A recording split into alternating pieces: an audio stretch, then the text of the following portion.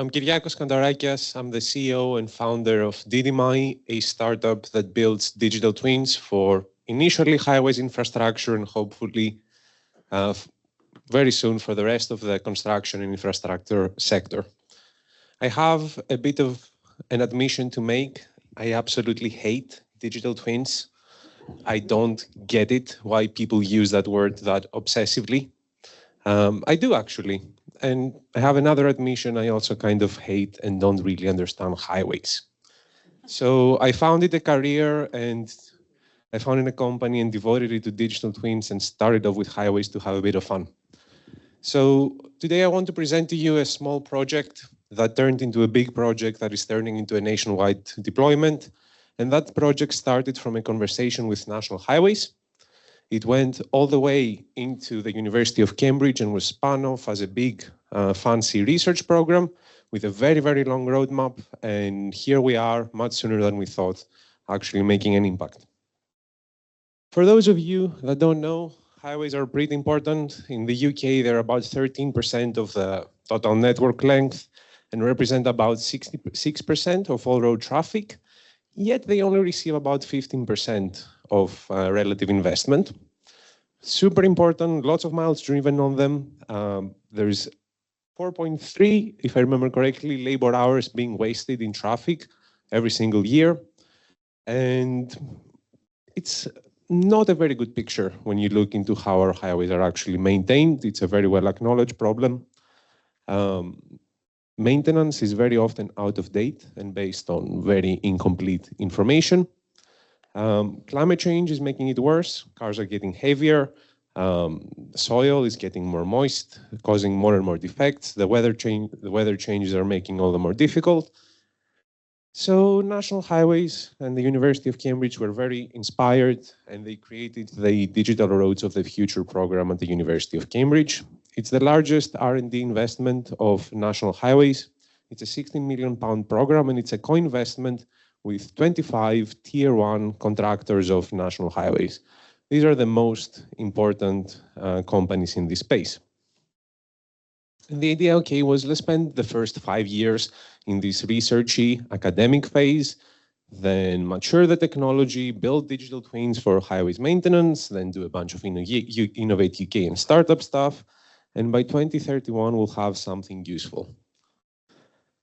And the product and the vision for that research program looked a bit like this. So we have a digital twin, we have of the UK highways network, and we have smart materials that communicate with the digital twin and self-heal. We have automation and robotics and data science and sustainability and on and on and on. There are a lot of very, very valuable use cases here, but what we actually observed was that this was not proving very useful. If you go up to anyone and say, I want to sell you a digital twin for sustainability, they'll say, sure, my CEO asked me to look into that, so yeah, let's talk. And there's a lot of that going on.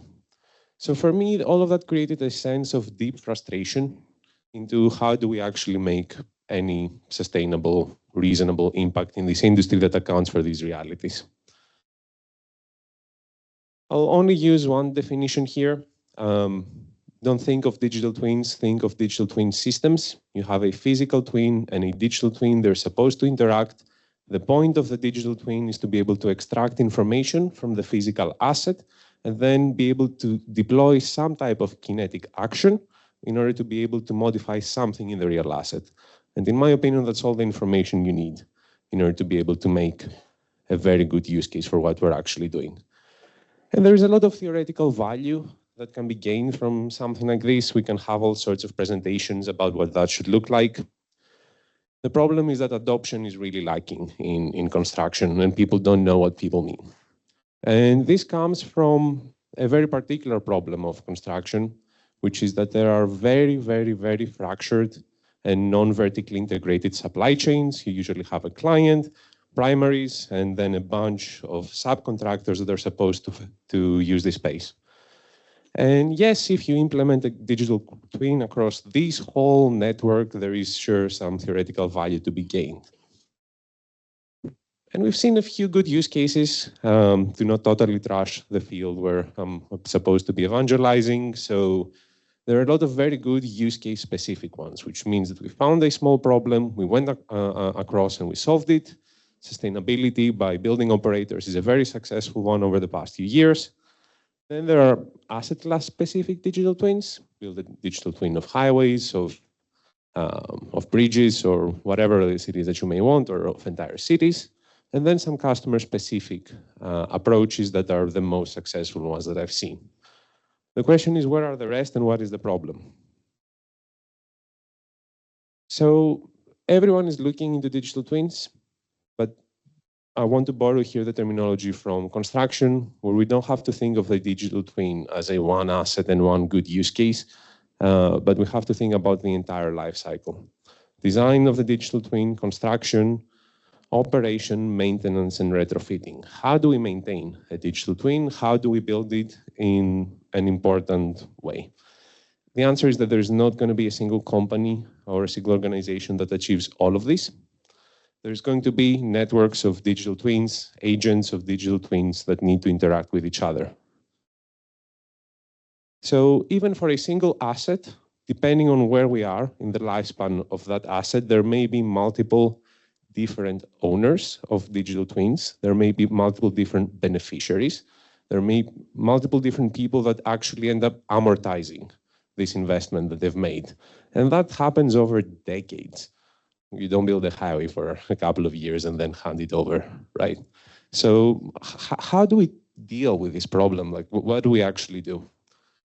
And for us, the biggest use case that we were able to find, and we actually spun it off as a startup, Didimi, of that program, and are actually deploying it right now in UK highways, has to do with interoperability and how you're able to communicate and very, very quickly exchange data across different digital twins.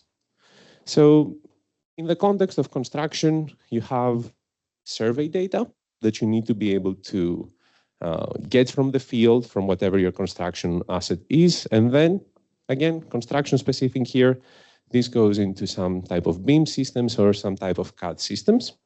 You do a bunch of design. You design your maintenance work. You design your retrofitting work or whatever that is. And then those goes into a system of records. Some people call them design intent systems or whatever goes on. And when you go into the operation stage, you have a bunch of IoT sensors that need to be deployed operational in the field and machine learning that needs to happen on top of them. Now, for every one of those functions, and for the previous graph that I showed with the supply chain, there's a different company that owns the data, a different company that actually operates the asset, a different company that actually needs to write the software, and a different client that will eventually end up realizing the benefits of this investment. And in every one of these interfaces, right now there is a huge information loss that goes on. When a system A tries to speak to system B, usually the data formats are not compatible. And yes, if you have a large enough organization, you can build some type of custom bespoke solution with your amazing internal data science team that then needs to be maintained. But maintained for how long? What is the lifespan of the asset? When do you actually lose value? So it turns out that in the current state, digital twins seem to be a very, very quickly depreciating asset from the moment of handover until whenever the actual value needs to be extracted from them. And this is where Didimi we have positioned ourselves. So we look at the value of interoperability as taking over and providing a set of very, very easy to use dev infrastructure tools that can take any data set that sits within the construction space. In our case, this can be 3D models of highways. This can be more abstract information about how you do maintenance. It can be survey data, and just make that extremely, extremely simple for anyone to use, similar to how you use Google Drive, and simply proceed from there. And turns out that when you actually start building some of those tools, people can very easily use them as long as they don't have to write much code or understand much concept. So we've been working for many, many months now with National Highways and their asset maintenance team. And let's look into how that plays into practice. One too many clicks. Cool. So we started looking into the concept of surveys and using surveys to be able to maintain highways. So we've built a partnership with car manufacturers here in the UK. And as cars drive around, we collect data about the highway in real time. So we can know where all of this information actually is. We know where all the potholes are in real time. We know where all the traffic signs are, where temporary works are going on, where all the charging infrastructure actually is. We know where all the traffic signs are and what the weather is like over there on the highway.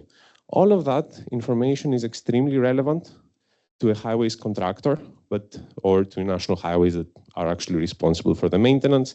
But it actually turns out it's quite difficult to use and maintain. So this is why we exist as a company. As the vehicle surveys the road, we find out what happens on the highway. And then there is the benefit. Okay, if you have a full, up-to-date real-time map of all road defects, you can then actually start prioritizing all sorts of different features and what to do first and what to do later. You can do predictive analytics. I told you I kind of hate highways. I don't know how to do that. So what we do is that we make sure that it's really, really, really easy for people that actually work on highways and whose job it is to actually be able to access this information with just a few clicks and not having to do any custom fancy stuff. Then, okay, we learn a bit about the highway, and then the job usually goes into a contractor that needs to do a bunch of design work and understand and assess how highways operate and where all the actual work needs to happen. And then there is a piece around how do we design those maintenance works. That's the next step. That's where the data flows next in that value chain.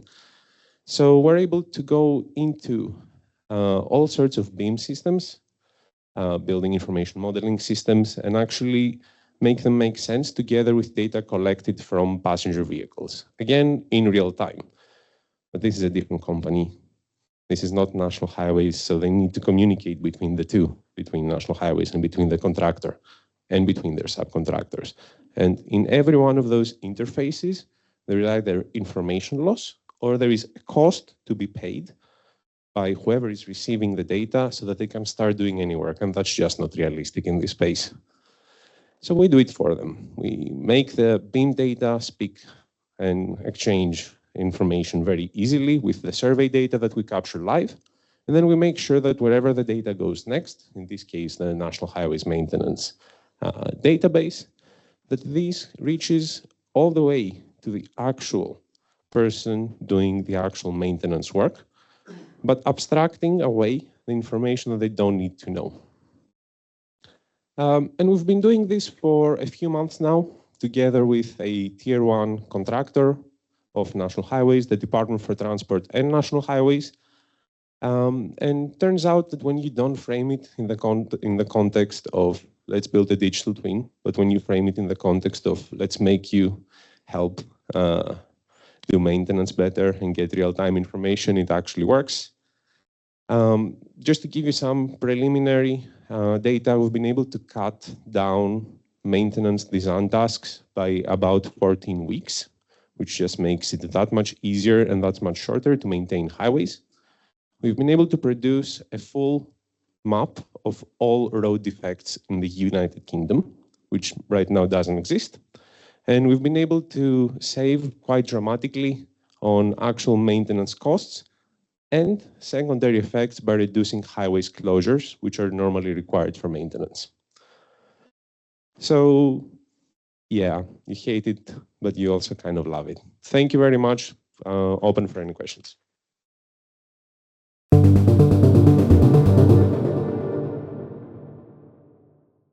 Our first question, if I may, is Kyriakos. What ontologies are you using in your system? This goes back to the fact that there will not be a single winner.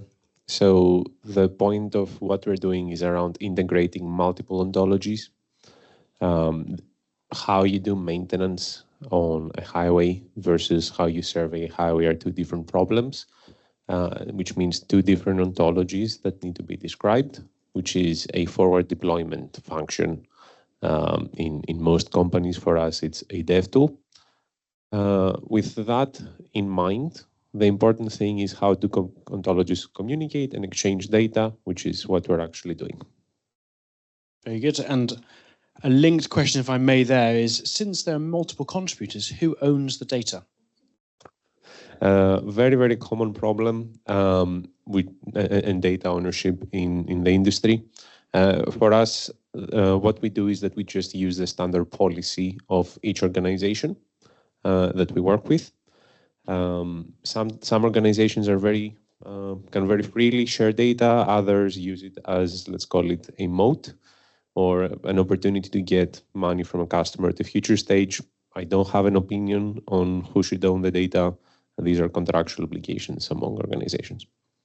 You mentioned the word there will be agents of digital twins. Specifically, what do you mean by the word agents? Every company and every organization is building some type of version of their own digital twin.